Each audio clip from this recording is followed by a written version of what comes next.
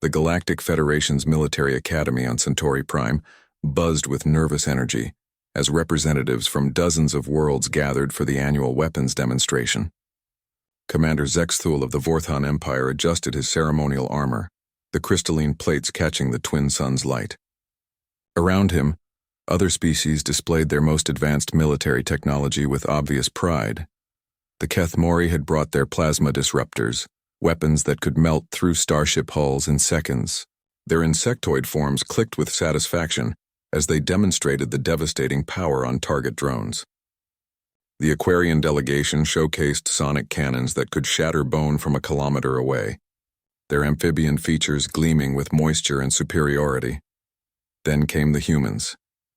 A small group of 5 individuals walked onto the demonstration field, carrying what appeared to be primitive metal tubes with wooden attachments. The crowd of alien dignitaries began to murmur, then openly laugh. Commander Zexthul's mandibles clicked in amusement as he observed the simple construction of the human weapons. "Are those projectile weapons?" asked General Mordic of the Stellar Dominion, his 4 eyes blinking in disbelief. "Do they seriously expect to compete with energy-based armaments using chemical propulsion?" The human delegation leader, a weathered woman named Colonel Sarah Chen, stood calmly as the laughter grew louder. Her pale blue eyes surveyed the crowd without emotion, her hands steady despite the mockery surrounding her. Behind her, 4 soldiers stood at attention, their weapons held with practiced ease. "Esteemed colleagues," Colonel Chen began, her voice cutting through the noise. "These are standard-issue rifles from Earth's military. Each fires a small metal projectile at approximately 850 meters per second." This announcement caused an explosion of laughter from the assembled aliens. The Vorthon delegation was practically falling over themselves with amusement. Their plasma weapons fired energy bolts at light speed, while these humans were proud of launching tiny pieces of metal at barely supersonic speeds. Ambassador Threshkol of the Nebular Collective wiped tears from his compound eyes. "Honored humans, surely this is some form of joke? Our youngest cadets train with weapons more advanced than these museum pieces." Colonel Chen's expression remained unchanged. "Would you like a demonstration?" The request caused even more hilarity. Several alien commanders eagerly agreed, curious to see just how primitive human technology really was. A series of targets were placed at various distances, from 100 meters to 2 kilometers away. The alien weapons had already destroyed their assigned targets with ease, leaving nothing but glowing craters and twisted metal. Sergeant Mike Rodriguez stepped forward with his rifle, a device that looked ancient compared to the sleek energy weapons displayed by other species. The crowd watched with barely contained mirth as he took a prone position and adjusted his scope. Through the magnified sight, he could see targets that were mere dots to the naked eye. The silence that followed his first shot was more telling than any demonstration of raw power. At 800 meters, a target no larger than a dinner plate had been struck dead center. The precision was impossible to deny, even for the most skeptical observers. But the real shock came when Corporal Lisa Park took her position. Her specialized rifle was longer than the others, with a more complex scope system. When she fired at the 2-kilometer target, the projectile took nearly 3 seconds to reach its destination. The aliens watched through their viewing devices as the distant target, barely visible even with enhancement, was struck with surgical precision. The laughter had stopped completely. In its place was a growing sense of unease. These weapons might be primitive in principle, but the accuracy was disturbing. More unsettling was the humans' calm demeanor. They showed no pride in their demonstration, no smugness at proving their critics wrong. They simply performed their task with quiet professionalism. General Mordak's tactical mind began to process the implications. "The precision is noteworthy," he admitted grudgingly, "but what use is accuracy when the projectiles cannot penetrate modern armor?" Colonel Chen nodded to Private Jackson, who loaded a different type of ammunition. This round was longer, heavier, with a distinctive black tip. The target this time was a piece of Vorthon ceremonial armor, the same type worn by Commander Zexthul, known throughout the galaxy for its incredible durability. The shot rang out across the demonstration field. When the smoke cleared, the armor plate had a perfectly round hole punched through its center, the edges still glowing from the heat of the projectile's passage. The crowd fell silent, their previous amusement replaced by growing concern. Commander Zexthul touched his own armor unconsciously, suddenly very aware of its weight. Around him, Other officers were having similar realizations. These primitive weapons might not have the raw destructive power of energy weapons, but they possessed something potentially more dangerous: the ability to place their force exactly where intended, every single time. The human demonstration concluded with sniper Elena Vasquez taking position with the most sophisticated rifle yet seen. Her weapon was a work of art, custom-built for extreme long-range engagement. When she fired at a target 3 kilometers away, beyond the effective range of most alien personal weapons, the result was the same: perfect accuracy. As the alien delegations began to disperse, their conversations were notably more subdued than when they had arrived. The humans packed their weapons with the same quiet efficiency they had displayed throughout the demonstration, seemingly unaware of the profound impact they had made. What none of the alien observers realized was that they had just witnessed the most basic level of human marksmanship. These soldiers were competent, certainly, but they represented standard infantry training. Hidden in the crowd, other humans took careful note of every species present, every weapon demonstrated, every tactical doctrine revealed.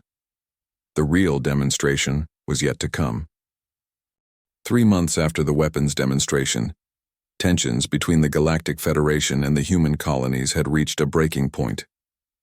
What started as trade disputes over mining rights in the Kepler system had escalated into something far more serious. The Federation Council, influenced heavily by the Vorthon Empire and their allies, had issued an ultimatum: humanity would accept Federation oversight of their military forces or face economic sanctions. The human response was swift and unexpected. Instead of backing down or attempting further negotiations, the Earth Defense Force simply withdrew all their representatives from Federation space. Overnight, human traders disappeared from alien markets. Human-operated shipping routes went silent, and the bustling commercial centers that had grown, dependent on human efficiency, found themselves struggling to maintain. Operations Commander Zexthal reviewed the intelligence reports in his command chamber aboard the Dreadnought Eternal Dominance. The humans had consolidated their forces around 3 key systems, creating what appeared to be defensive positions. To the Vorthon tactical doctrine, this looked like the desperate actions of an outnumbered species preparing for siege warfare. "They're terrified," declared Admiral Kyrexhai during the strategy briefing, pulling back to their home worlds, hiding behind defensive stations. "This will be over before it truly begins." The gathered military leaders from various Federation worlds nodded in agreement. The Kethmori generals clicked their approval, while the Aquarian fleet commanders bubbled with confidence. The humans might have demonstrated impressive accuracy with their primitive weapons, but accuracy meant nothing against the overwhelming firepower advantage held by the Federation fleet. General Mordak, however, remained thoughtful. Something about the human withdrawal bothered him, though he couldn't articulate exactly what. The retreat had been too organized, too smooth. Professional militaries didn't abandon strategic positions without reason, and the humans had proven themselves to be nothing if not professional. The Federation's first probe into human space came at the border system of Artemis VII. A small fleet of 6 destroyers, led by the Vorthon commander Velthar, was tasked with testing human defenses and gathering intelligence on their fleet dispositions. It was meant to be a simple reconnaissance mission, with orders to avoid direct engagement unless fired upon. The human system appeared nearly deserted when the Federation ships emerged from hyperspace. Long-range sensors detected minimal ship movement, just a few cargo vessels and what appeared to be civilian transports fleeing toward the inner planets. The defensive stations that intelligence reports had indicated were either powered down or absent entirely. Commander Velthar ordered his ships to advance cautiously, maintaining formation as they moved deeper into the system. His tactical screens showed empty space ahead, the occasional asteroid or ice fragment drifting in the void. The humans appeared to have abandoned this entire region without a fight. "Sir, detecting a small vessel at extreme range," reported his sensor operator. "Appears to be a human patrol ship, single occupant." Velthar studied the reading. One ship, alone in the vastness of space, far from any support. Either the humans were even more disorganized than intelligence suggested, or this was some form of trap. But what could a single small vessel do against 6 destroyers? The patrol ship was running silent, its engines powered down to minimal levels. To most observers, it would appear to be drifting, perhaps damaged or abandoned. But inside the modified hull, Master Sergeant David Park lay motionless behind the scope of his weapon. The rifle he carried was unlike anything demonstrated at the Federation weapons exhibition. Built specifically for space combat, it fired projectiles designed to penetrate ship hulls at extreme range. Through his enhanced scope, Sergeant Park could see the Federation formation clearly, despite the tremendous distance between them. His weapon was connected to the ship's targeting computer, which calculated trajectory, gravity influences, and even the minute gravitational effects of nearby celestial bodies. But the final shot would be his alone. The lead destroyer grew larger in his scope as the Federation ships continued their advance. Park controlled his breathing, feeling his heartbeat slow as years of training took over. At this range, the projectile would take nearly 30 seconds to reach its target, plenty of time for an alert crew to detect and evade. But that assumed they knew they were being targeted. The Federation ships continued their steady approach, their commanders confident in their technological superiority. Their sensors were designed to detect energy weapons, missile launches, and other conventional threats. A single metal projectile, cold and small, traveling through space would be nearly impossible to track until it was too late. Park squeezed the trigger with steady pressure, feeling the familiar recoil as his weapon fired. The projectile, no larger than his thumb but traveling at incredible velocity, began its long journey across the void. He immediately began calculating his next shot, targeting the second destroyer in the formation. Aboard the Vorthon destroyer Stellar Pride, Commander Velthar was reviewing formation data when his ship's hull suddenly shuddered. Damage alarms began blaring throughout the vessel as his tactical officer reported a hull breach in the engineering section. "What happened?" Velthar demanded, his mandibles clicking with agitation.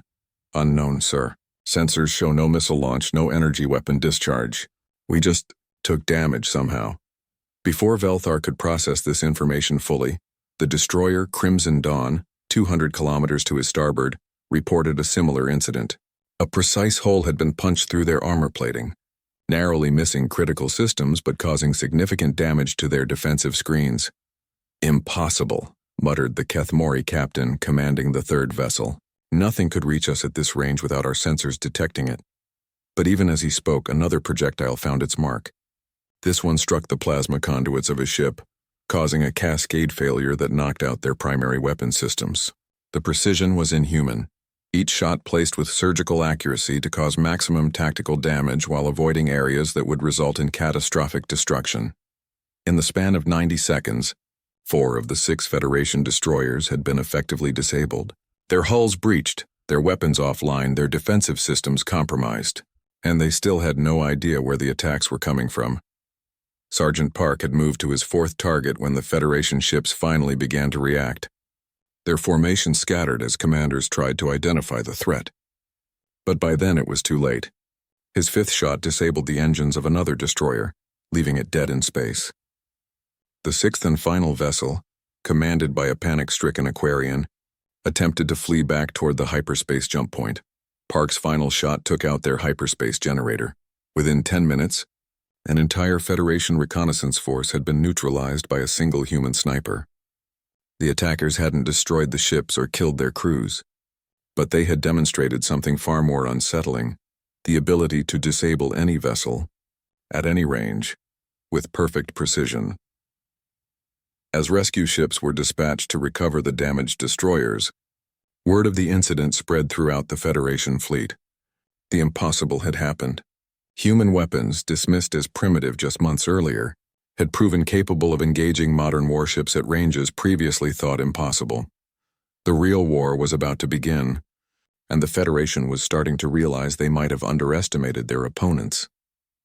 News of the Artemis 7 incident sent shockwaves through Federation High Command. 6 destroyers disabled by an unknown assailant who had struck from impossible range and vanished without trace. The initial reports were so unbelievable that Admiral Kyrex High ordered a full investigation, certain that his commanders were either lying or incompetent. The investigation only made things worse. Analysis of the damage revealed that each ship had been struck by solid projectiles traveling at tremendous velocity. The precision of the strikes was unlike anything in Federation military experience.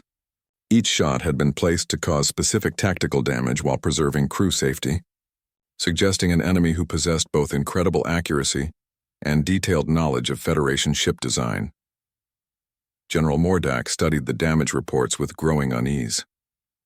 The projectiles had punched through Vorthan armor plating, pierced Kethmori defensive screens, and disabled Aquarian propulsion systems with surgical precision. This wasn't random destruction. It was demonstration of complete battlefield dominance by an enemy who chose to wound rather than kill. "How is this possible?" demanded Commander Zexthol during the emergency strategy session. "Our sensors detected no ships in the area except for that single patrol vessel, and it was too far away to engage effectively." Admiral Kyrex High's confidence was beginning to crack. "Perhaps the humans have developed some new form of stealth technology. Cloaked vessels launching guided missiles, but the evidence didn't support missile attacks. The projectiles were solid metal, unguided, traveling in perfectly straight lines at velocities that suggested chemical propulsion rather than advanced drive systems. Everything pointed to the impossible conclusion that someone had been shooting traditional bullets at their ships from ranges measured in light seconds. The Federation's response was swift and overwhelming. 3 full battle groups, nearly 40 ships, were dispatched to secure the human border systems and demonstrate Federation superiority. If humans wanted to play games with primitive weapons, they would learn the true meaning of advanced firepower. The fleet was commanded by Admiral Kirexhai himself, aboard the super dreadnought Galactic Fury. The massive vessel mounted enough weaponry to devastate entire planets, its armor capable of withstanding sustained bombardment from lesser ships.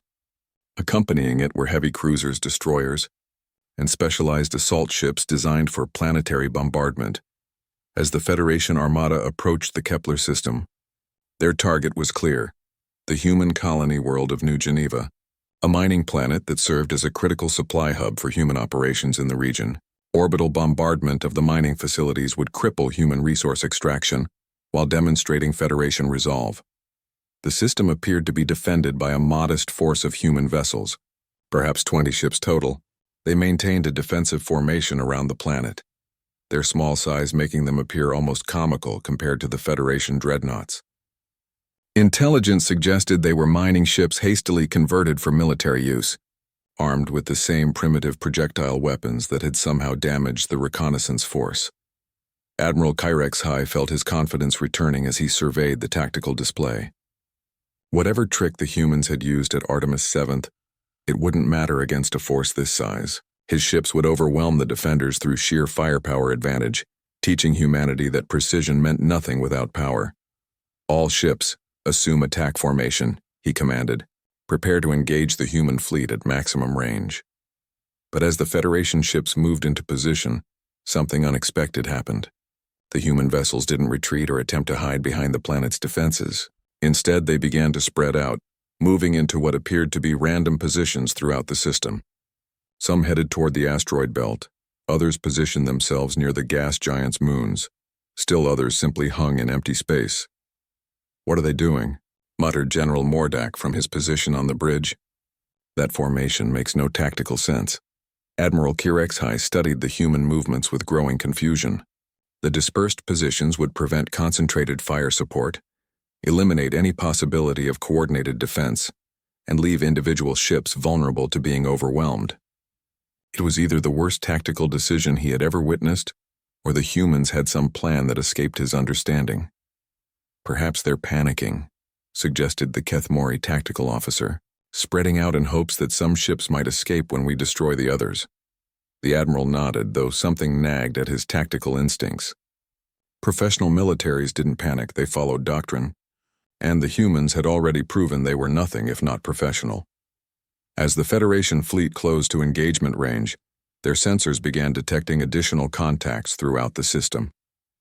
Small objects, barely registering on their detection equipment, scattered among asteroids and hidden in planetary rings. The contacts appeared to be individual fighters or perhaps escape pods, too small to pose any threat to capital ships. "Debris from previous battles?" suggested the sensor operator aboard Galactic Fury. "Unknown," reported the tactical officer. "Whatever they are, they're too small to be significant threats." Admiral Kyrexhai dismissed the readings and focused on the main engagement. The human ships were still maintaining their scattered formation, making targeting simple for his gunners.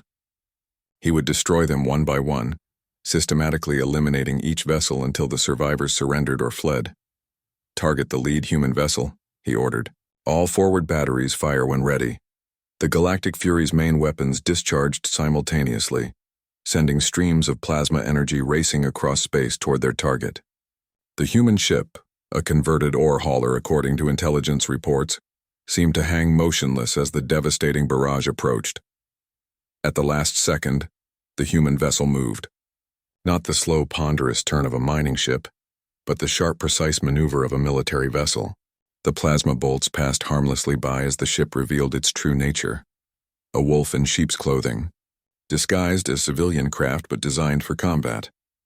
Before Admiral HFY could process this deception, his ship's hull rang like a bell. Then again, and again, impact alerts began sounding throughout Galactic Fury as projectiles struck the massive vessel from multiple directions. Not the single sniper who had terrorized the reconnaissance force, but dozens of shooters hidden throughout the system. "Status report," the Admiral demanded. "Multiple hull breaches, sir. We're taking fire from everywhere.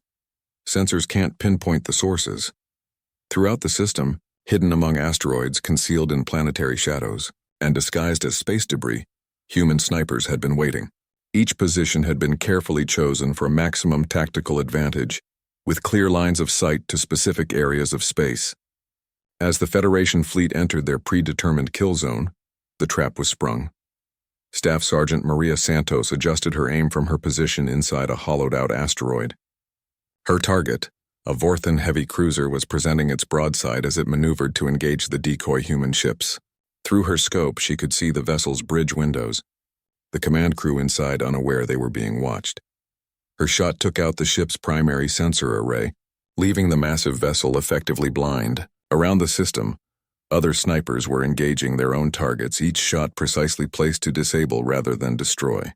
The Federation fleet found itself under attack by an enemy they couldn't see, couldn't target, and couldn't understand. The battle for New Geneva had begun, and already the Federation was learning a harsh lesson about the difference between advanced technology and tactical superiority. Chaos erupted across the Federation battle group as invisible attackers systematically dismantled their technological advantages. Admiral HFY watched in horror as his tactical display showed ship after ship, reporting critical systems failures, all caused by precisely placed projectiles that seemed to come from empty space. The super dreadnought Stellar Dominion, pride of the Keth Mori fleet, suddenly lost all communications when a single shot severed its primary antenna array. The Aquarian heavy cruiser, Ocean's Fury, found its weapons completely offline after multiple strikes disabled its plasma conduits. Throughout the formation, Federation ships were being methodically neutralized by an enemy they couldn't even locate. "Impossible," General Mordak muttered, his four eyes scanning the tactical data in disbelief. "They're firing from ranges exceeding our sensor capabilities. How can they even see us at such distances?" Master Chief Petty Officer James Crawford smiled grimly from his position inside what appeared to be a dead communications satellite. His sniper rifle was connected to a passive sensor array that could detect heat signatures and electromagnetic emissions from incredible distances. The Federation ships, running at full power with their active sensors blazing, were as visible to him as lighthouses in the darkness.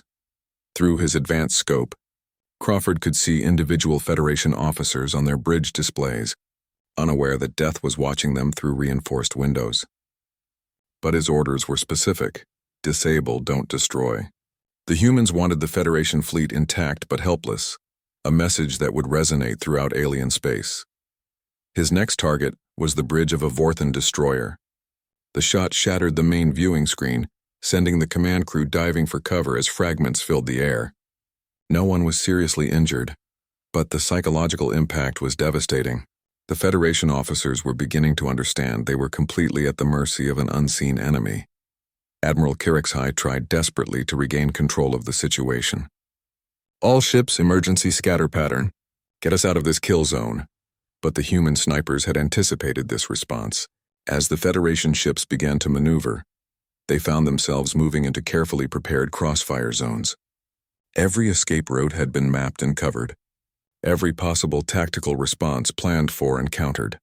Sergeant First Class Tony Reeves tracked a fleeing Kethmori cruiser through his scope as it attempted to reach the system's edge. His shot disabled the ship's hyperdrive generator, stranding it in normal space. Around him, other human snipers were executing similar precision strikes, creating a cage of disabled vessels that grew tighter with each passing minute. The Federation's technological advantage was becoming a liability. Their energy weapons required massive power systems that created heat signatures visible across light years. Their advanced sensors generated electromagnetic emissions that made them easy to track. Their sophisticated armor was designed to stop energy weapons and explosive devices, not high-velocity metal projectiles traveling at relativistic speeds. "Sir, we're receiving a transmission from the human fleet," reported the communications officer aboard Galactic Fury. Admiral Kyrex High's mandibles clicked with frustrated anger. "Put it through." The face that appeared on his screen was that of Colonel Sarah Chen, the same human who had demonstrated their primitive weapons at the Federation Academy. Her expression was as calm and professional as it had been during that long-ago exhibition, showing no triumph or satisfaction at the Federation's predicament. "Admiral Kyrex High," she said simply, "I believe we need to talk." "You're in violation of 12 Federation military protocols," the Admiral sputtered. "This unprovoked attack on a peaceful reconnaissance mission constitutes an act of war." Colonel Chen's eyebrow raised slightly. "Peaceful? Admiral, you brought 40 warships to bombard a civilian mining colony. Our defensive actions were entirely proportional to your threat level. Your snipers are using some form of impossible technology, energy weapons that appear as projectiles, guided munitions that mimic ballistic trajectories. No, Admiral. Simple bullets fired by human soldiers using rifles not significantly different from what you saw demonstrated months ago. The difference is training, patience, and understanding of basic physics." The implications of her words sent a chill through the Federation command staff.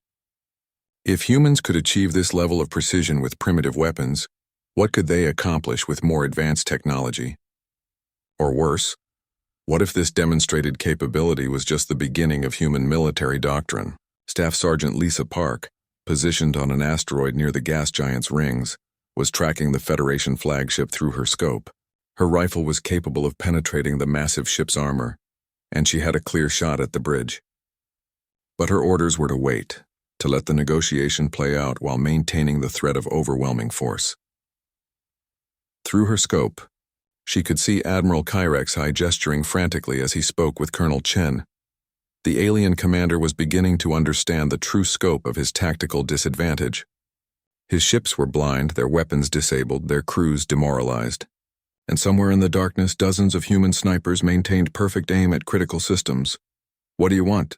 Admiral Kyrex High finally asked, his voice heavy with defeat. "Immediate withdrawal of all Federation forces from human space," Colonel Chen replied. "Recognition of human territorial sovereignty and formal acknowledgement that humanity will defend its interests with whatever means necessary.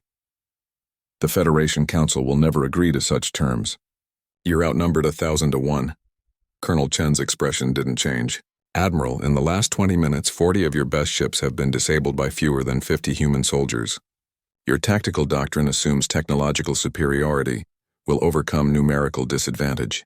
Perhaps you should reconsider which side faces the greater challenge."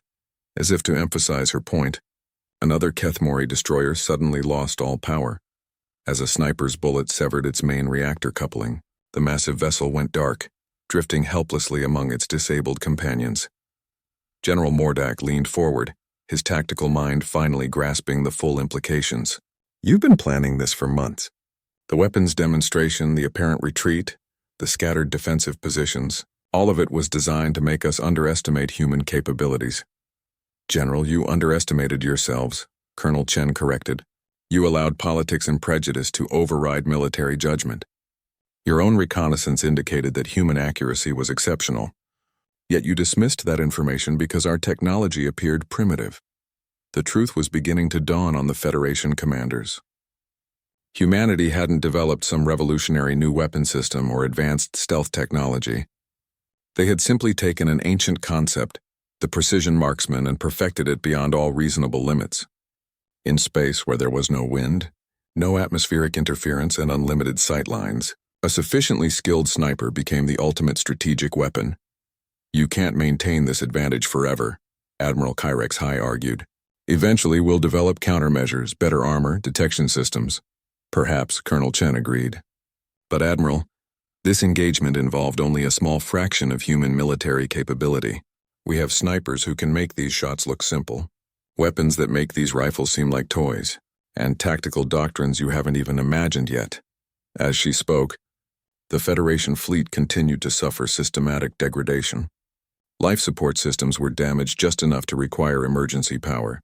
Navigation computers were destroyed with surgical precision, and weapon systems were rendered completely inoperable. The message was clear.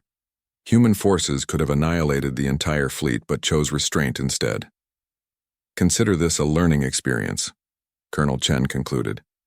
Humanity is not interested in conquest or expansion into Federation space.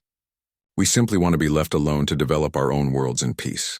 But if you force conflict upon us, you'll discover that technological advancement means nothing against superior tactics and training. The transmission ended, leaving the Federation commanders to contemplate their situation. They were alive because humanity had chosen mercy over destruction, but that mercy came with a clear warning. The galaxy had a new player, and the old rules of engagement no longer applied. The Federation rescue operation took 6 days to complete. 40 disabled warships had to be carefully towed back to the nearest repair facility, their crews humiliated and their confidence shattered. News of the defeat spread through alien space like wildfire, generating shock, disbelief, and growing concern among Federation member worlds. Emergency sessions were called in the Galactic Council chambers on Centauri Prime. Representatives from dozens of species gathered to address what many were calling the greatest military disaster in Federation history. The human delegation, led by Ambassador Elena Rodriguez, sat calmly at their assigned table, surrounded by increasingly hostile alien dignitaries. "Explain to us how this is possible," demanded Chancellor Vex Moore of the Stellar Confederation, his crystalline features reflecting the chamber lights. "Our ships reported being fired upon by primitive projectile weapons, yet our finest military commanders were completely outmaneuvered." Ambassador Rodriguez stood with quiet dignity. "Honorable Chancellor, there's nothing primitive about superior training and tactical doctrine. Your forces underestimated human capabilities and paid the price for that miscalculation." The Kethmori representative, General Texar, clicked his mandibles aggressively. "Impossible. Our technology is centuries ahead of anything humans possess. There must be some form of deception involved. Hidden weapon systems or alien allies providing advanced technology. I assure you, General, every weapon system used was of human manufacture and design," Rodriguez replied. "We simply approach warfare differently than most galactic civilizations." Behind the diplomatic discussions, intelligence agencies throughout Federation space were conducting frantic investigations. Technical analysis of the damaged ships revealed disturbing patterns. The projectiles used were indeed simple metal bullets, but their placement showed knowledge of Federation ship design that should have been classified at the highest levels. Director Morthek of Vorthon Intelligence reviewed the classified reports with growing alarm. Every shot was placed to cause maximum tactical damage with minimum crew casualties. This suggests detailed knowledge of our ship blueprints, crew layouts, and system vulnerabilities. His aide, a young officer named Sub-Commander Velkaz, studied the data feeds nervously. "Sir, the precision involved exceeds anything in our military experience. To achieve accuracy like this at such ranges would require computational assistance that rivals our best military targeting systems." "But they're using manual weapons," Morthek mused. "No guidance systems, no computer assistance. Pure skill and calculation." He paused, considering the implications. What kind of training produces soldiers capable of this level of performance? The answer to that question was being demonstrated daily at human training facilities throughout their space. On the world of New Sparta, military academies that had existed for generations were producing marksmen whose abilities seemed almost supernatural to outside observers. Master Sergeant Jessica Chen, daughter of Colonel Sarah Chen, was leading a training session for advanced snipers. Her students were hitting targets at ranges that most alien species would consider impossible for individual weapons. But for humans, It was simply the culmination of thousands of years of hunting and warfare experience. The key is understanding the complete ballistic environment, she explained to her class. In space, you have no atmospheric interference, no wind, no gravity well variations, but you do have relative motion, electromagnetic fields, and gravitational influences from celestial bodies. Calculate for everything, compensate for every variable, and the shot becomes simple physics. Her students, already among the most skilled marksmen in human space, listened intently. Each had spent years mastering their craft, learning to make shots that required patience, calculation, and steady nerves. In human military doctrine, the individual soldier was the ultimate weapon system, and their capabilities were limited only by training and determination. Back on Centauri Prime, the Federation Council was struggling to formulate a response to the human threat. Some members advocated for immediate military escalation, bringing overwhelming force to bear against human colonies. Others argued for diplomatic solutions, recognizing that humanity had demonstrated restraint even while achieving complete tactical superiority. The question we must address, said Ambassador Karith of the Neutral Worlds Alliance, is whether we're dealing with a limited human capability or a systematic military advantage that will persist across all engagement scenarios. General Mordak, who had survived the New Geneva incident, provided his assessment to the assembled delegates. Based on tactical analysis, human forces demonstrated comprehensive understanding of our capabilities, detailed knowledge of our weaknesses, and tactical flexibility that exceeded our response protocols.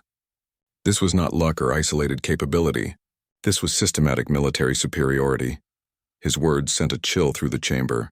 The Federation had built its power on technological advancement, assuming that more sophisticated weapons and more advanced ships would always triumph over primitive alternatives. The humans had shattered that assumption with simple metal bullets and superior training. Ambassador Rodriguez sensed the mood of the chamber shifting. Fear was replacing anger, and fear often led to desperate decisions. Honorable delegates, humanity seeks only peaceful coexistence. We have no territorial ambitions beyond our current colonies, no desire to expand into Federation space, and no interest in disrupting the galactic balance of power. Then why demonstrate such overwhelming military capability? Demanded the Aquarian representative. Because, Rodriguez replied simply, we learned long ago that peace is maintained by strength. The Federation chose to test human resolve with military force. We responded proportionally, using minimal force to achieve maximum tactical effect. No Federation personnel were killed, no ships were destroyed. We demonstrated capability while showing restraint. Chancellor Vexmore leaned forward, his crystalline features catching the chamber lights. And if the Federation chooses to respond with greater force? What then? The human ambassador's expression remained calm, but her words carried unmistakable weight. Then you would discover that what you witnessed at New Geneva represents only a fraction of human military capability.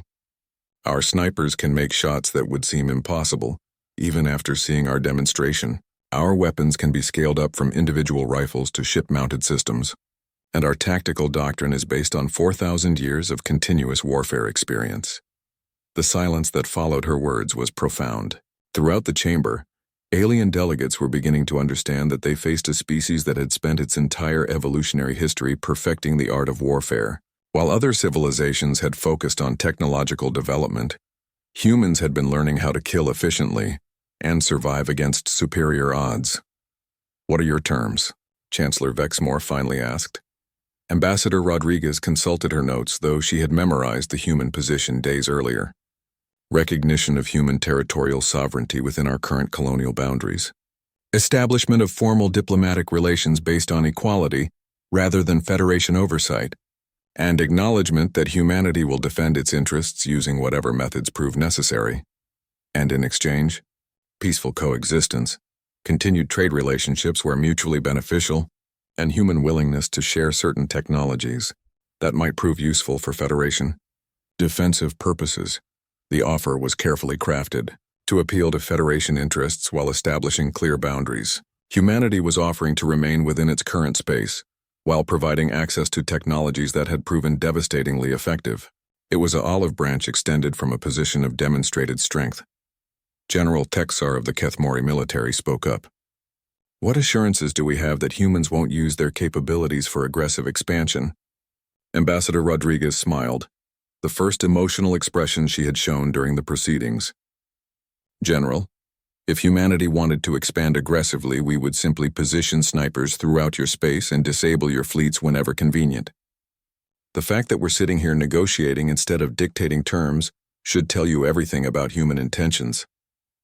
The debate continued for hours, but the outcome was increasingly inevitable. The Federation faced a choice between accepting human terms or risking a military conflict they were increasingly certain they couldn't win. Technological superiority meant nothing against an enemy who could disable their ships faster than they could replace them. As the session recessed for deliberation, delegates from various worlds gathered in small groups, whispering urgently about the implications of the human demonstration. The galaxy had changed overnight, and none of them were quite sure what that meant for the future. The Galactic Federation Council reconvened after 3 days of heated deliberations.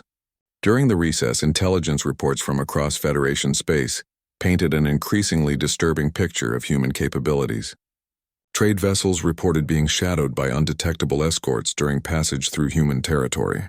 Military patrols discovered evidence of human observation posts in systems they had considered secure.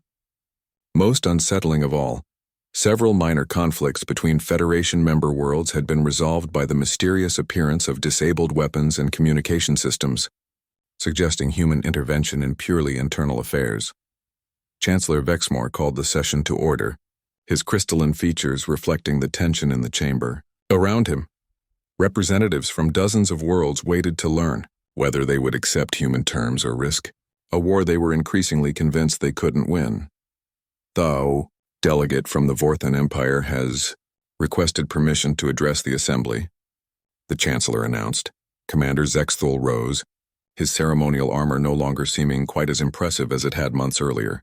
During the recess, Vorthan military intelligence had conducted exhaustive analysis of human tactics and capabilities.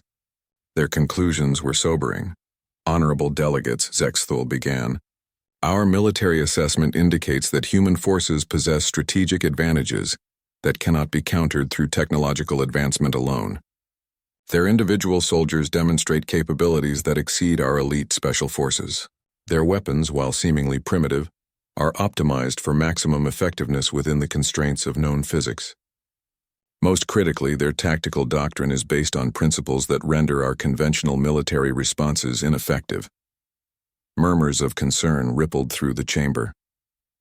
The Vorthan Empire had the most advanced military in Federation space, and if they were admitting tactical inferiority, the implications were staggering. General Texar of the Kethmori rose to speak. With respect to my Vorthan colleagues, we must consider the possibility that human capabilities have been exaggerated. One engagement, however impressive, does not constitute proof of systematic military superiority. Before Commander Zexthul could respond, the chamber's communication system activated. An unknown signal was being received from outside the station, broadcast on Federation emergency frequencies. The message was brief and delivered in perfect Galactic standard by a calm human voice. Galactic Federation Council, this is Master Chief Williams of the Earth Defense Force. We are transmitting targeting data for your review. The main display screen activated, showing tactical readouts that made every military officer in the chamber freeze in horror. The data showed precise targeting information for every ship in the Centauri system, including the heavily defended Council station itself. Range calculations, trajectory plots, and impact predictions were displayed with clinical precision. Current targeting includes 47 Federation vessels, 12 orbital defense platforms, and 317 critical system components aboard this station. The voice continued. All targets are within engagement range of assigned marksmen. This transmission serves as demonstration of human surveillance and targeting capabilities, not as a threat of hostile action. The transmission ended, leaving the chamber in stunned silence. Every delegate suddenly realized that human snipers had been watching them throughout the negotiations, capable of disabling Federation defenses whenever they chose. The psychological impact was overwhelming. Ambassador Rodriguez sat calmly at the human delegation table, seemingly unaffected by the revelation that had shaken every other representative in the chamber. Her expression remained professionally neutral, as alien delegates turned to stare at her with mixtures of fear, anger, and grudging respect. "How long?" Chancellor Vexmore asked quietly. "How long what, Chancellor?" Rodriguez replied. "How long have human forces been in position around this system?" Rodriguez consulted her notes with deliberate casualness. "Master Chief Williams and his team have been maintaining overwatch on these proceedings since negotiations began. It seemed prudent to ensure the safety of diplomatic personnel in case extremist factions attempted to disrupt the peace process." The implication was clear. Human forces had been protecting the Federation Council from potential threats while simultaneously demonstrating their ability to eliminate those same protections if negotiations failed. It was diplomatic messaging of the highest order, showing both capability and restraint in equal measure.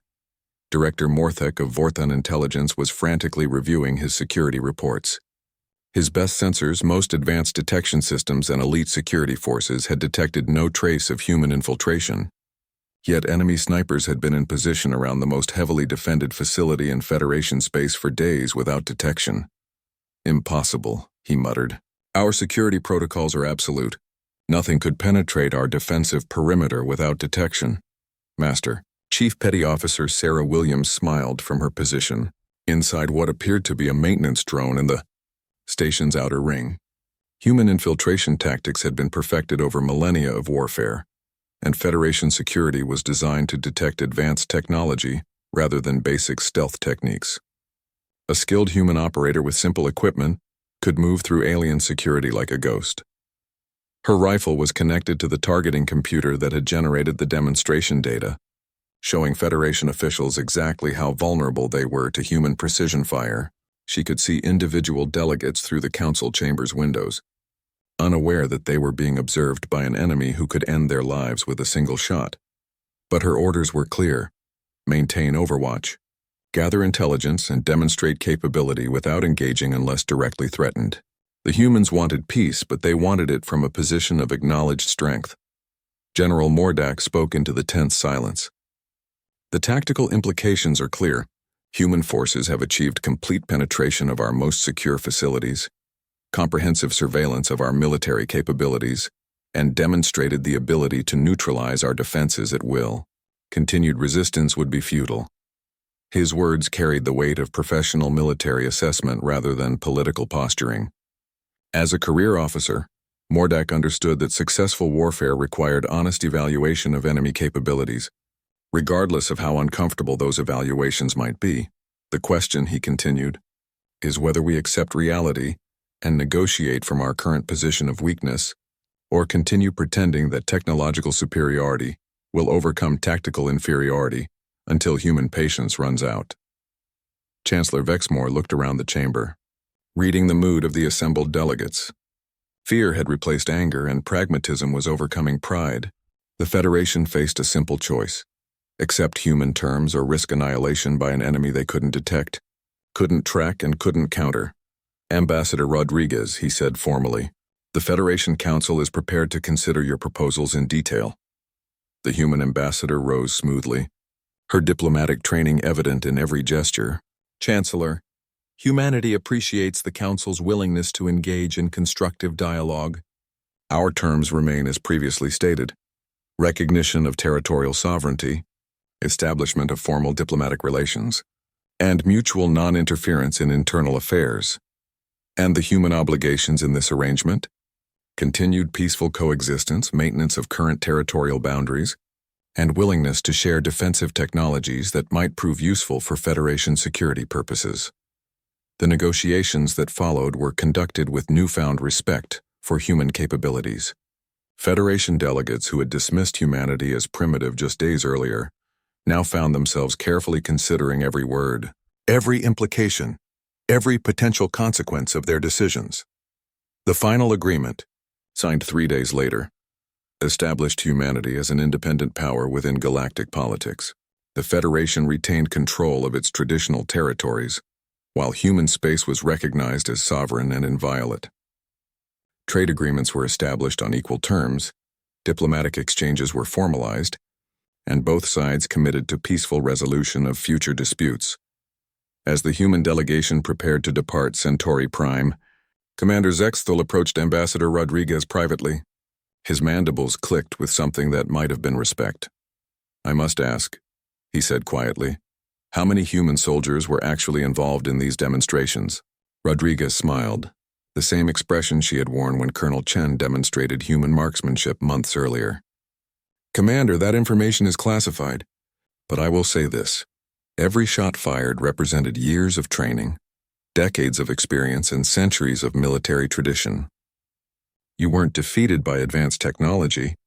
You were outmatched by superior skill."